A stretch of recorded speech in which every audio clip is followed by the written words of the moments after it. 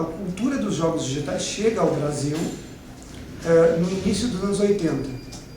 Ela é uma cultura que ela começa a entrar no Brasil de forma diferente da forma como ela foi criada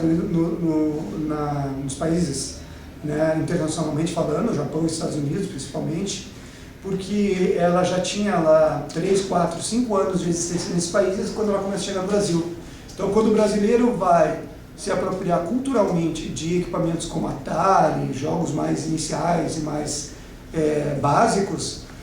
no exterior já estão sendo criadas novas plataformas, o videogame já está em crise. Quando o brasileiro começa a se apropriar da cultura, é interessante porque a forma como o estrangeiro se apropriou da cultura dos games vai ter referências iniciais bastante diferentes. Para eles, jogos que vieram, jogos ruins, jogos que quebraram a indústria, nós não vivemos, porque nós vivemos um momento tardio desse início e depois nós já assumimos a cultura deles do momento de retomada da cultura gamer industrial no mundo, que é pós-83, pós-84, com a entrada da Nintendo. Então o Brasil vai ter uma cultura específica de apropriação de game, com alguns consoles, diferentes da cultura internacional. Nós vamos viver duas fases, uma no início dos 80, Atari versus Odyssey, e nós vamos ver uma depois do meio dos anos 80, para o final dos anos 90, para o final dos anos 80, desculpa, que é a cultura Nintendo versus Sega, que era o que a gente conhecia aqui como Master System versus Phantom System. Então a gente vai começar a se apropriar dos mesmos ícones internacionais, Mario, Sonic, jogos, tudo de uma maneira tardia.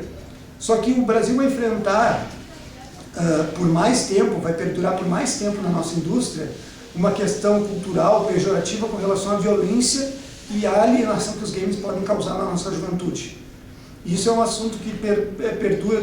final dos anos 80 e início dos 90, até pouco tempo atrás, até o meio dos anos 2000, 2005, 2006, quando o videogame no Brasil começa a tomar status melhor do que um vilão cultural, do que um vilão social, né? Então a nossa cultura ela vai ser bastante intensa,